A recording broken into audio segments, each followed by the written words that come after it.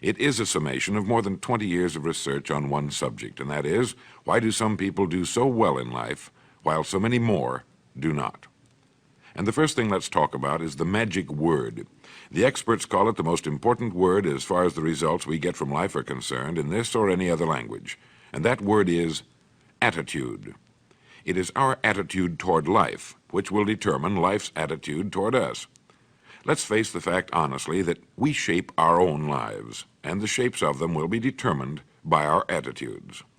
A person with a poor attitude toward learning, for example, isn't going to learn much until he changes his attitude. If we take the attitude that we cannot do something, we generally will not do it. An attitude of failure, and we're whipped before we start.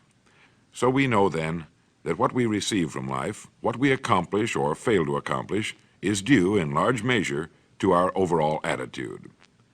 William J. University put it this way: the greatest discovery of my generation is that human beings can alter their lives by altering their attitudes of mind. And isn't it wonderful that we have this measure of control? Before we start talking about our attitude toward the world, let's talk about our attitude toward ourselves, since it is the attitude we take toward ourselves which determines our attitude toward the world. Now, right here we come to a rather strange fact. We're so familiar with ourselves, we tend to minimize the things we can accomplish, the goals we can reach, and for some, believe others can accomplish things in our field which we cannot. There are literally millions of human beings living narrow, darkened, frustrated lives, living defensively, simply because they take a defensive, doubtful attitude toward themselves, and as a result, toward life in general. Many people are suspicious of and oppose change, yet change is the one thing in life on which we can absolutely count. People who stay young all the years of their lives not only welcome change, but see it for what it really is: new opportunity, new chances for further fulfillment. Attitude is a reflection, a result of a person's will. It is incalculably powerful. It can bring about marvelous results for us, but we need to train it patiently, day by day. Now let's talk about the attitudes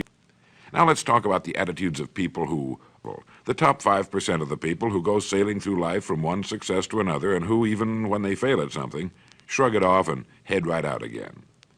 No matter who the person is, or what he does, men and women in sales, business executives, people in all the professions, wives and mothers, students, top people in the armed forces, public servants, men and women in the service of religion, working men and women in all fields of endeavor, wherever you find a person doing an outstanding job and getting outstanding results, you will find a person with the right kind of attitude. These people take the attitude toward themselves that they can accomplish what they set out to accomplish, that there's no good reason on earth why they can't be competent, successful. They have a healthy attitude toward themselves and, as a result, toward life and the things they want to accomplish.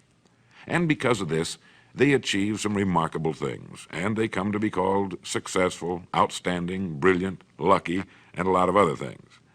They're quite frequently no more brilliant or outstanding than the majority of the people by whom they're surrounded. But they did develop the right attitude, and they found their accomplishments not too difficult, and many times surprisingly easy, simply because it seems that so few are really trying, really believe in themselves.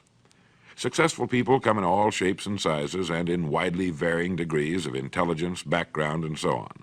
But they all have one thing in common. They expect more good out of life than bad. They expect to succeed more than they fail. If you want something worthwhile, take the attitude that there are a lot more reasons why you can have it than there are that you cannot, and set out to earn it. Go after it, work at it, ask for it, and 9 times out of 10, you'll get it. Our environment is really a mirror of our mental attitude. If we don't like our environment, we have to change our attitude first. Now, the world plays no favorites. It's impersonal. It doesn't care whether we change or not. Adopting a good, healthy attitude toward life doesn't affect the world and the people in it nearly as much as it affects us. It would be impossible to even estimate the number of jobs which have been lost, the number of promotions missed, the number of sales not made, the number of marriages ruined by poor attitudes. But you can number in the millions the jobs which are held but hated, the marriages which are tolerated but unhappy, all because of people who are waiting for the world and others to change toward them instead of being big enough and wise enough to at least make a test which will prove beyond any shadow of a doubt where most or at least a big part of the trouble lies. Studies made of the lives of literally thousands of successful people have shown that they radiate confidence, assurance, they expect success, and they get success. You can spot these people by the way they walk, by the way they look and act. You can feel it about them when they enter a room. They may be short and fat, or tall and thin, or any combination in between, but they have about them the attitude of success. In the record Greener Pastures, I'll get into this next statement, but right now I want you to realize, if you don't already, that in 5 years or less, you can get right to the top of the work you're now doing. I know this, but the important question here is, do you know this? The minute you do know it, you'll have this right attitude I'm talking about. The easiest and most effective means of forming a good attitude habit is to begin to act as though you have a good, positive, expectant attitude toward life. That's right. Begin right now to walk, act, and look as though you belong to this group. If you're already in the top 5%, you'll know what I mean. If you've never tried it, you'll be amazed at what happens. Actions trigger feelings, just as feelings trigger actions.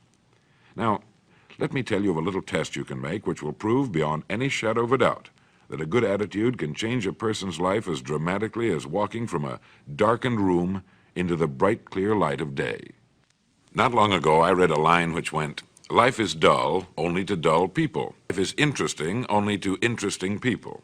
Or life is successful only to successful people." Now, what I'm trying to say is that you must first become, mentally, from an attitude standpoint, that which you wish to achieve. A famous restaurateur was being interviewed by a reporter who asked, "When did you become successful?" He replied, "I was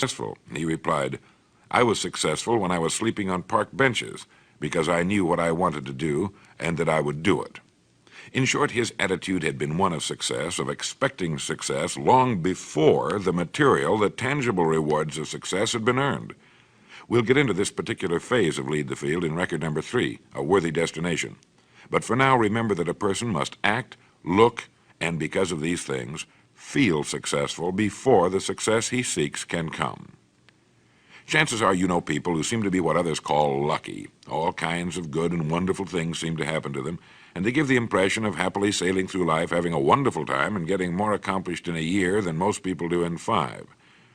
This has been figured out fairly scientifically, and if anyone will conscientiously go about the test I'm going to recommend, and stay with it every day for the next 30 days without fail, that person can join this small, happy, and extremely productive group of people.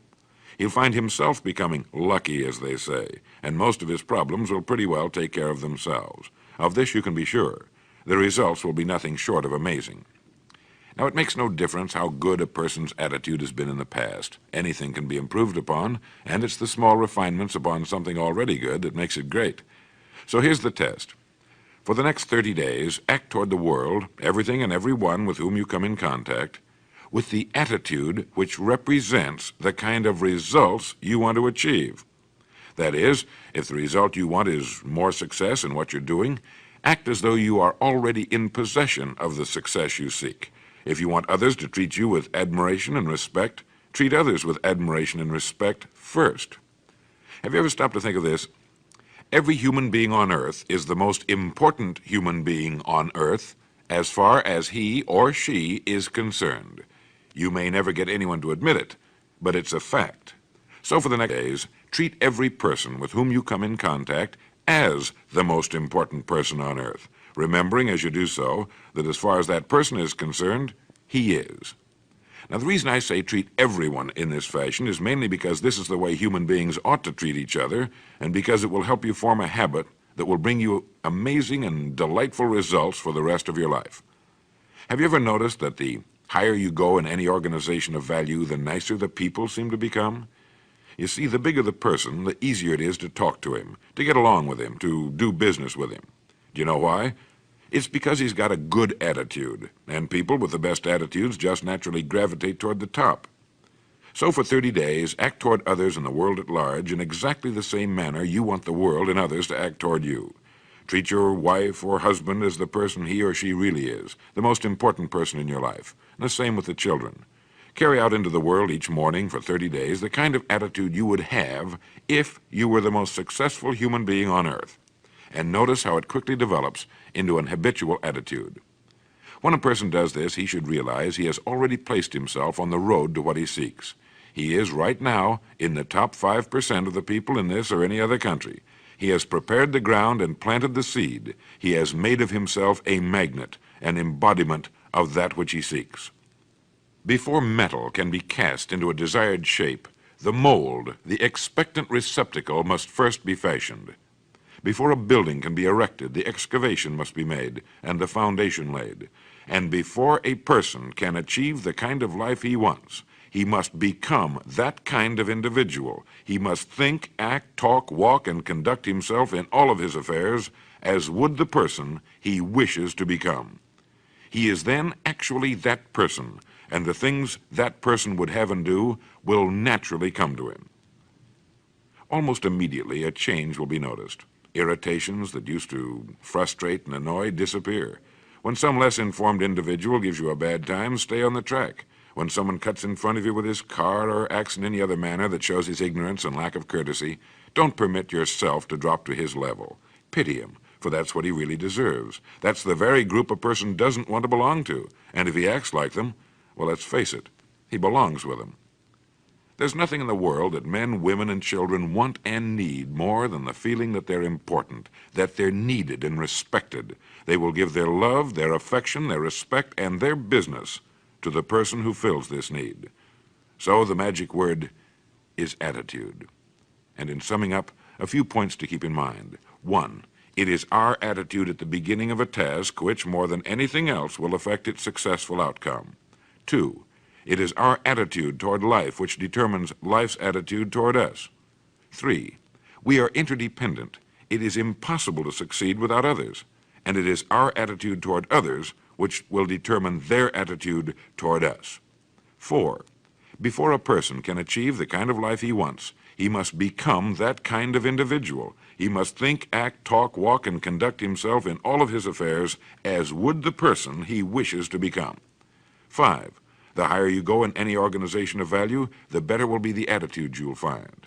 6, your mind can hold only one thought at a time, and since there's nothing at all to be gained by being negative, be positive. 7, the deepest craving of human beings is to be needed, to feel important, to be appreciated. Give it to them, and they'll return it to you. 8, look for the best in new ideas. As someone said, I've never met a person I couldn't learn something from. 9, don't waste valuable time broadcasting personal problems. It probably won't help you. It cannot help others. 10, don't talk about your health unless it's good. 11, radiate the attitude of well-being, of confidence, of a person who knows where he's going. This will inspire those around you, and you'll find good things will begin happening to you. And 12, lastly, for the next 30 days, treat everyone with whom you come in contact as the most important person on earth. If you'll do this for 30 days, you'll do it for the rest of your life. In the next recording, I'll talk to you about greener pastures. But now, in closing, remember the words of Walter Dill Scott of Northwestern University. Success or failure in any undertaking is caused more by the mental attitude even than by mental capacities. Thank you.